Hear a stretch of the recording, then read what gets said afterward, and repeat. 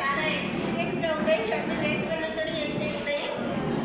ఇందులో భాగంగా వేద వికాసంలో భాగంగా పిల్లలకు నెంబర్స్ నేర్చుకోవడం జరుగుతుంది. వేస్ట్ మెటీరియల్ అంటే ఐస్ క్రీమ్ పుల్లలు. ఐస్ క్రీమ్ పుల్లలు కొత్తవి కాకుండా మనం తిని పడేసిన పుల్లలతో చేయాలనేది ఒక ఆలోచన.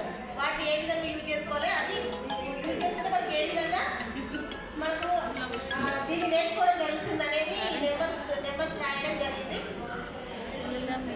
దీంట్లో అర్థమైంది ఏంటంటే ఫస్ట్ ఒకటి అంటే మనకు అర్థం కావాలంటే ఒకటి నెంబర్ చూపించబడదు. ఈ ఐస్ క్రీమ్ వల్లనే ఇక్కడ ఎన్ని ఉన్నాయి అని చూపించవచ్చు వాళ్ళకి.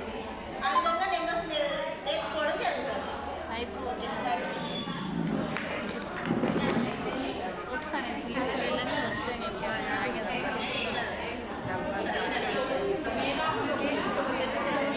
మేధాభివృద్ధిలో కథ ద్వారా కూడా పిల్లలకు అంకెలు నేర్పించచ్చు. ఎప్పుడు అంకెలే చూపించడం కాదు, మనం ఒక కథ చెప్తూ ఒకటి చెప్తే కూడా పిల్లలు ఈజీగా అర్థం చేసుకుంటారు. ఒక ఊరిలో అనిత అని ఒక పాప ఉంది. ఆ పాప ఒక దగ్గర ఆడుకుంటూ ఒకరోజు ఆకలిస్తుంది మమ్మీ అని వాళ్ళ అమ్మ దగ్గరకు వచ్చింది. వస్తే వాళ్ళ అమ్మ అప్పుడు ఏం చేసింది, ఒక మామిడి పండు ఇచ్చింది. అప్పుడు ఆ పాప ఏం ఇచ్చింది, ఈ మామిడి పండు మమ్మీ బాగుంది, భలే మంచిగా ఉంది అనేసి ఆ మామిడి పండుని తినేసి తర్వాత చెట్టు కిందికి వెళ్ళింది. తోటలోకి వెళ్ళి కాసేపు ఆడుకున్న తర్వాత ఇంకా ఆకలేసి అక్కడ తోటలోని 2 జామ పళ్ళు కోసుకొని తిన్నది.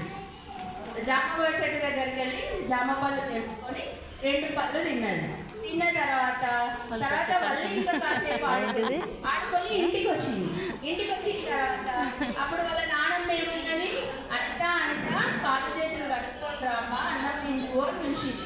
తెలిస్తే నేను మామిడి పండు తిన్నా, జామ పండు తిన్నా, నాకు ఆకలి వేయడం లేదు అని చెప్పింది.